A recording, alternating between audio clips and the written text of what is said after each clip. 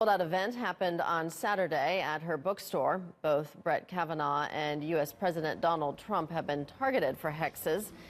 The organizer of the event says it aims to challenge abusers by exposing them publicly. Kavanaugh was accused of sexually assaulting a girl in the 1980s.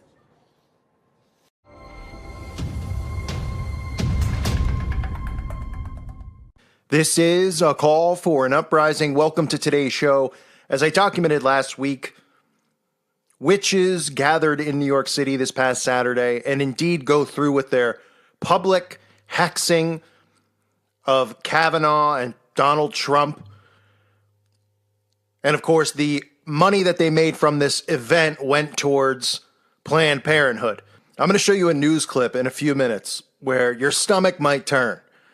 It might turn, not because it's bloody and gory and things like that. It is just, it's something that you can't comment on anymore here on YouTube, but you could imagine when you see it, just what I'm thinking and what I'm feeling, because they get a witch on Fox News to talk about the spell casting. And it's not your ordinary witch, folks.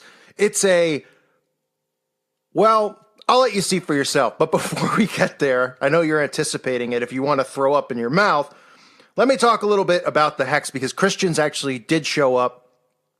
And I'm glad that they did, and they made it known that none of their witchcraft or their hexing will work on anybody who has Jesus Christ, who has salvation through Jesus Christ. But 60 people met at the Catland bookstore. You can see the voodoo dolls with the satanic sigils on them, with Kavanaugh's head and Trump's head. But remember, everybody thinks this is like a huge joke, right? This is a store, a witch shop, right? They're selling, as you saw in the clip earlier, they're selling skulls of who knows what. I mean, just absolutely ridiculous stuff that these people are allowed to get away with.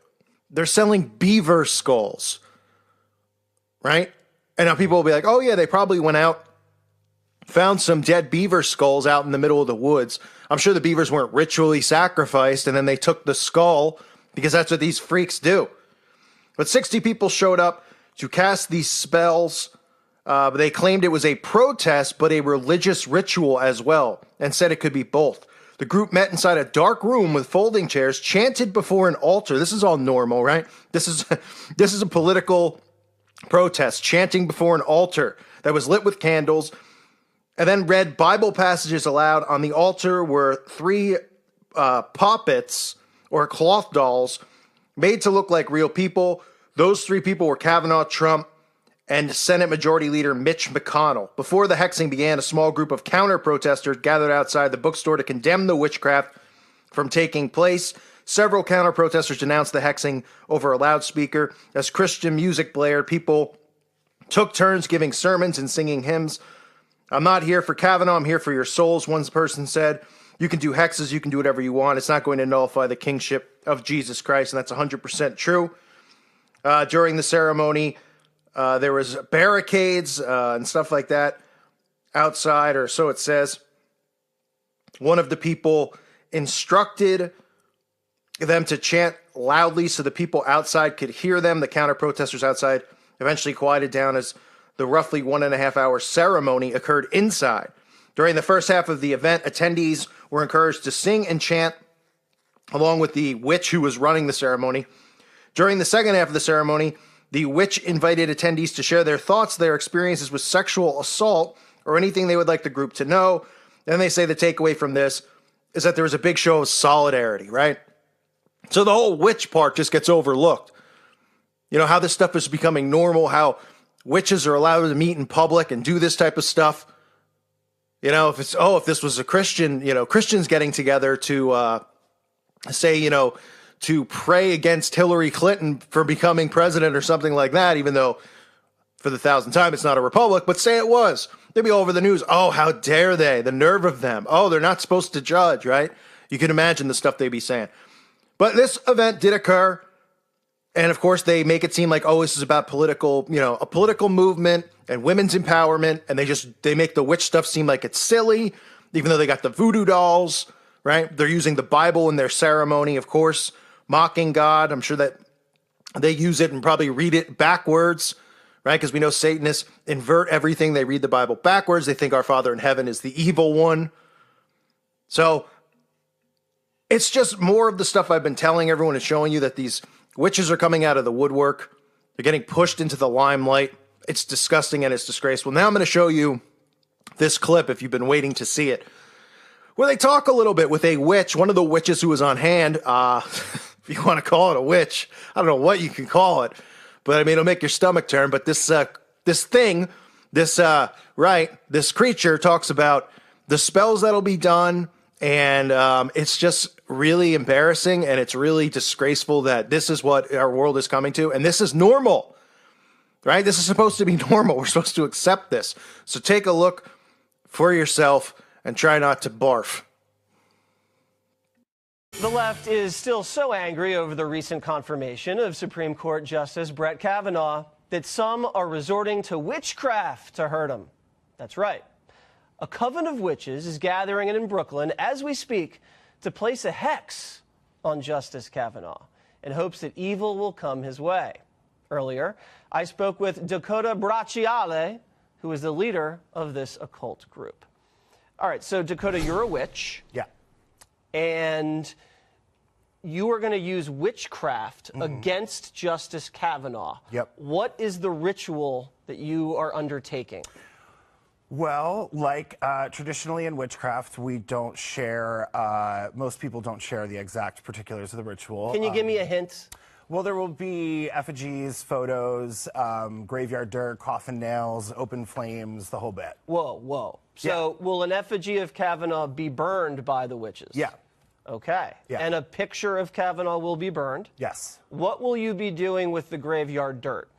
So that goes in a container spell, which is basically when you take a jar, fill it with ingredients, seal it, and then burn candles on it. And it's like a continuing spell that you can then re-up on anytime. Is there a cauldron involved? Yeah, that's where the fire will be. Okay. Yeah. And has these things worked in the past, these hexes? Yeah, we feel like they have. How have you proven that they've worked? And who else have you hexed? Well, we hexed Trump last summer. We did 3 cumulative rituals. So there was one in June, one in July, one in August. And since then, a lot has come out. I mean, the hex... So a lot of people take it as like hexing is to like make that person die or like do something horrible to them. But it all really depends specifically on like what you're trying to do, right? And that's all in the wording and all in the intention. For us, it's about exposing these people because we believe that they are fundamentally dishonest and fundamentally unethical. And so we want that to be exposed. Perhaps the Trump hex didn't work because the president is winning over and over again.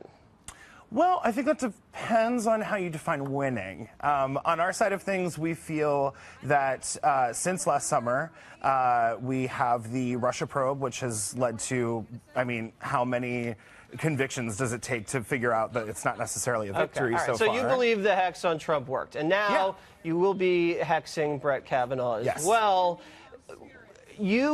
Are you a peaceful witch? Are you an evil witch? How would you describe yourself? I don't necessarily ascribe either to myself because I don't think that anything in our universe or in our world is as cut and dry as good and evil. I don't think that people are fundamentally good or evil. I think that everyone has... Well, excuse me. Water's world is good. Oh, really? Okay. That's a relief, I guess.